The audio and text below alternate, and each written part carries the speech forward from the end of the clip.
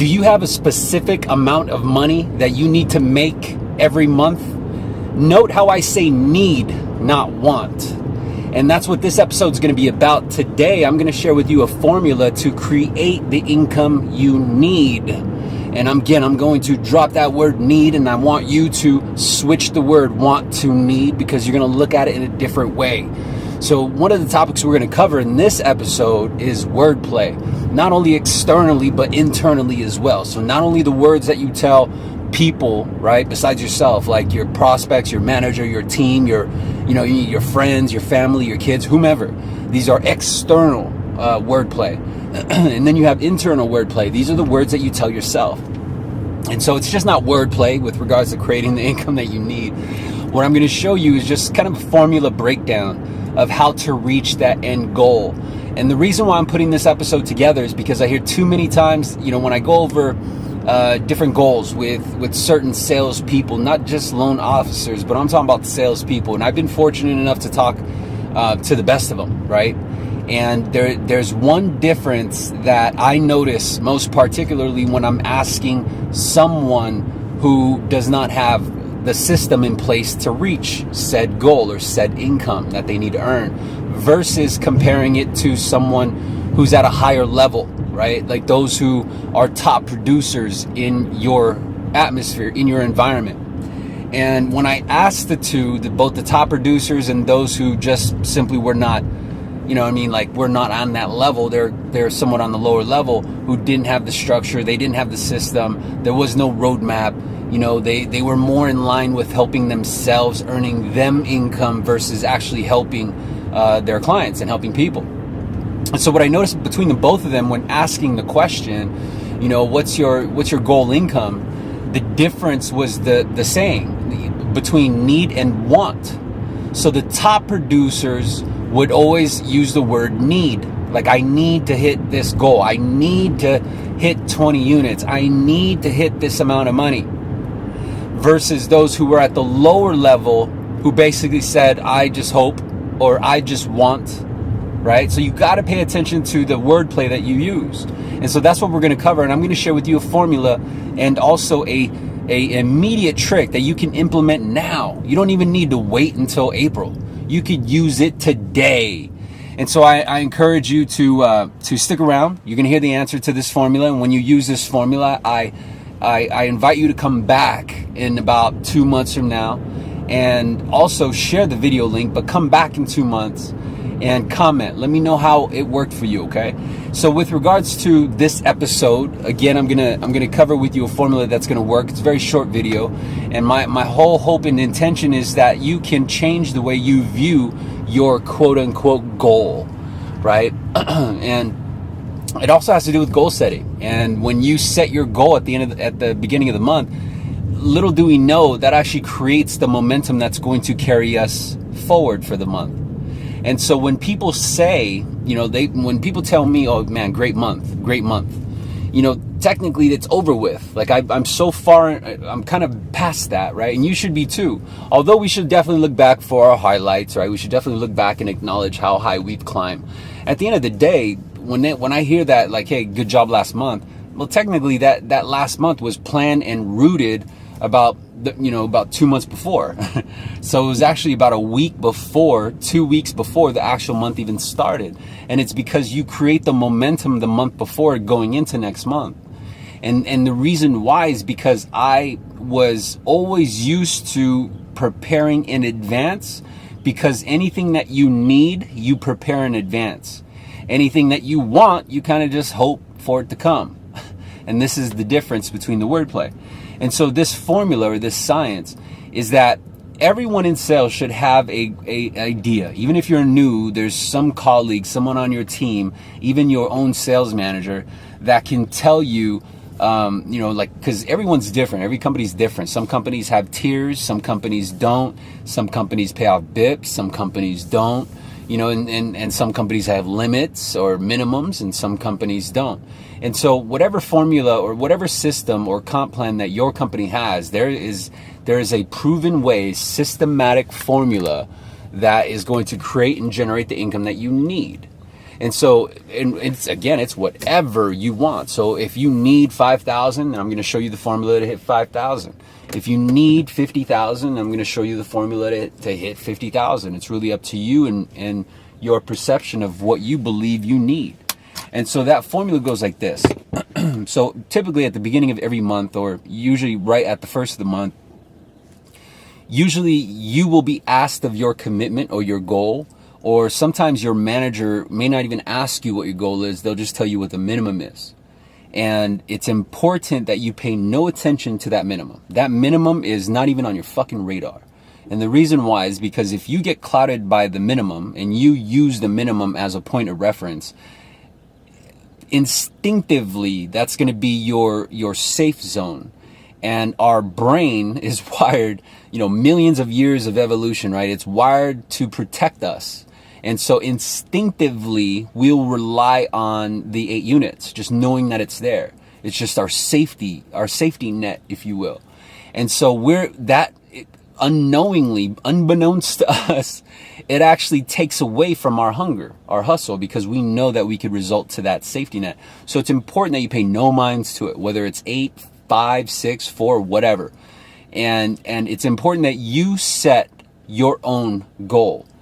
And sometimes these goals are going to make people question. People are going to laugh, or people are going to, look at you and be like, what the fuck? Are you crazy? And you need to accept that. As a matter of fact, not only accept it, but I want you to use it as fuel. And the reason for that is because you operate better under pressure. It's kind of like when you had homework due the next day and fucking miraculously you did it. Or you had a project or a deadline due the next day and miraculously you hit it. You operate better under pressure. And so you want to keep yourself under pressure, right?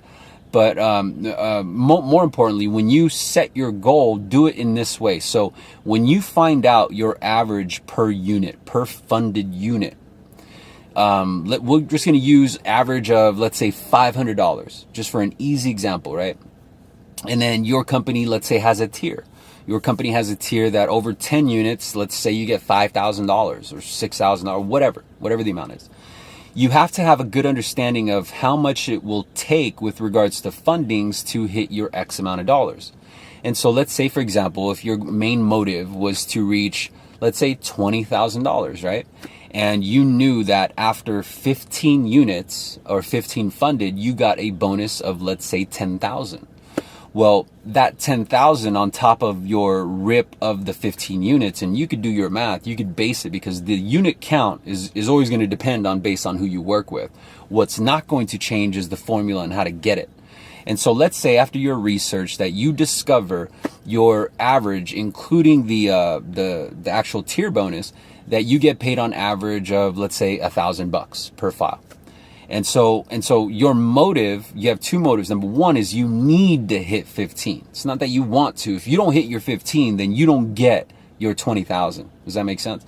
And so, for example, if you needed to hit the 20,000, then you know that half of it is done at 15. So your motive should be, regardless of what happens, you hit that 15. So now the question is, how do I fund more than 15?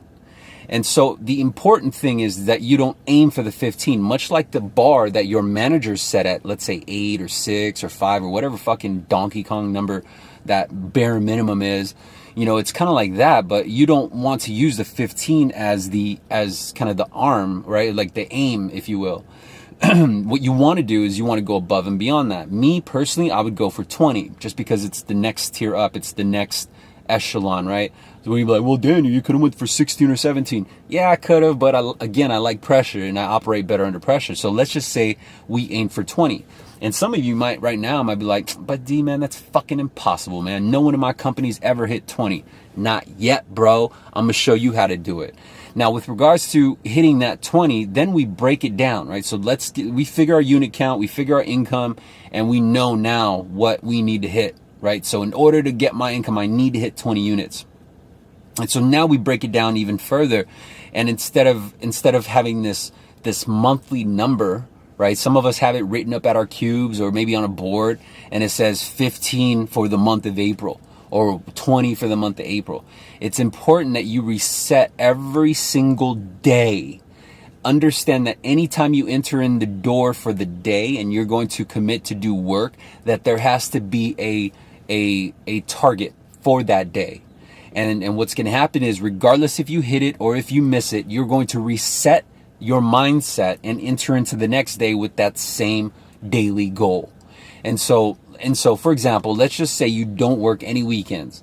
So Monday through Friday, typically 4 weeks out of the month, right? That gives you 20 business days. Now you have to go even further and sit with your manager and understand your key performance indicators. This is called KPIs. Your manager will know what the fuck a KPI is. But ultimately what you're doing is you're trying to reference which lead sources you have most success with. And you might find that you're better with radio versus internet. Or you might find that you're better with Lending Tree versus fucking wisdom leads or whatever the fuck. And you may discover that of this lead source, you need at least 10 inbounds or 10 leads just to net, let's say, 5 applications.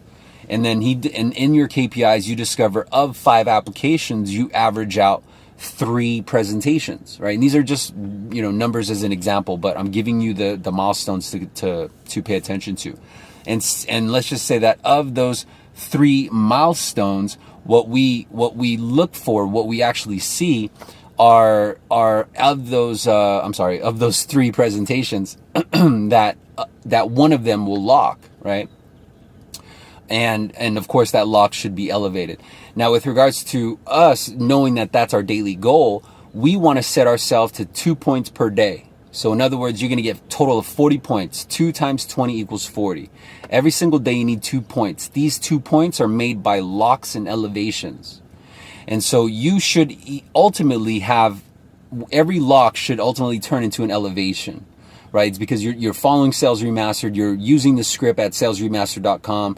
You're understanding the philosophy and the techniques that I share with you in these episodes. So you're already at an unfair advantage amongst your colleagues. And so while they laugh at the goals that you set, you're actually making their jaws drop because you're fucking hitting them. And this is how.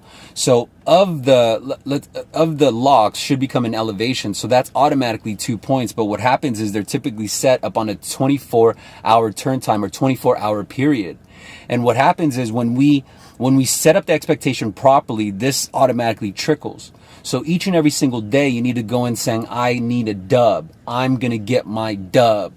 And what that means is that I'm going to get double the points. So I'm not just going to get a lock, but I'm also going to find an elevation. The elevation is typically rooted from the actions that we did the day before.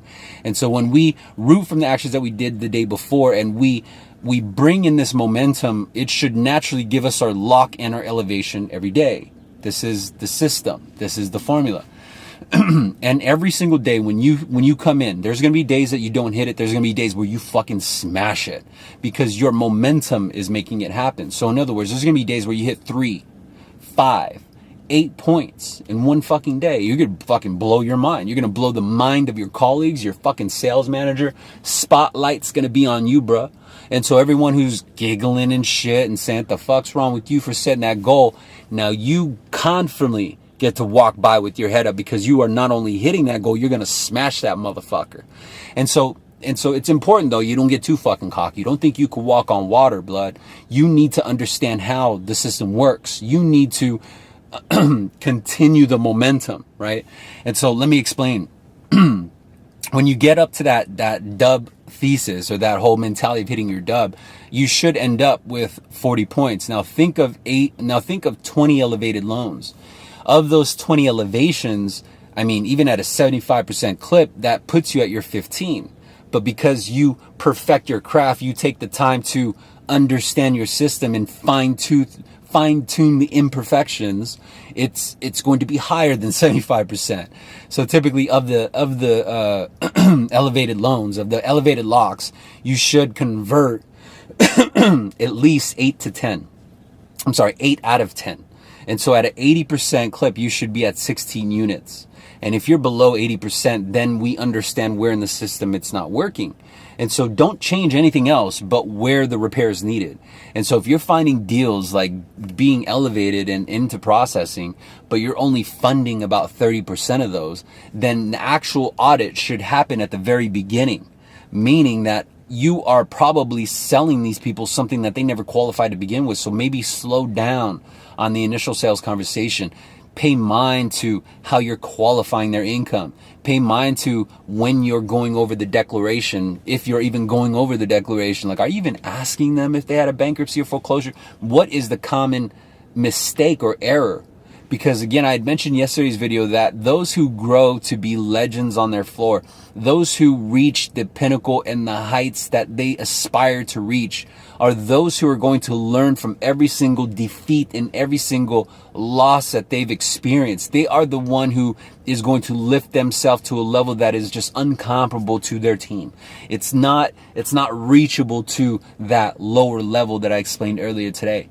And so if you have questions on how this formula works, I'm going to put together a PDF that's actually going to break down the formula. And so every single day, you're going to have your daily goal. But it's important that you don't let anyone else set your goal, right? Your VP, your manager, even me, don't let me do that. Like we don't, you know what I mean? It's up to you, and only you can set your goal, because only you can hold yourself accountable. Only you can motivate yourself. Only you can remind yourself of your true motive, of your why. And no one can do that for you. So this way, when you accept full responsibility, you're going to find yourself not resenting anyone, because it was all in your court, boo-boo. It was all in your hands this entire time. And when you own and you take full responsibility, it is easier to digest the defeats, but it is far easier to walk away from them as they occur in the future, because they will occur in the future. That's just the way it fucking goes. And so that's why mindset's important. I'm so happy you got the right mindset. You know how I know you got the right mindset? Because you're watching this motherfucking video, blood. And it's fucking 17 minutes in, and I appreciate your attention. I want to see you in the next video. Please leave your comment, like, share, and subscribe.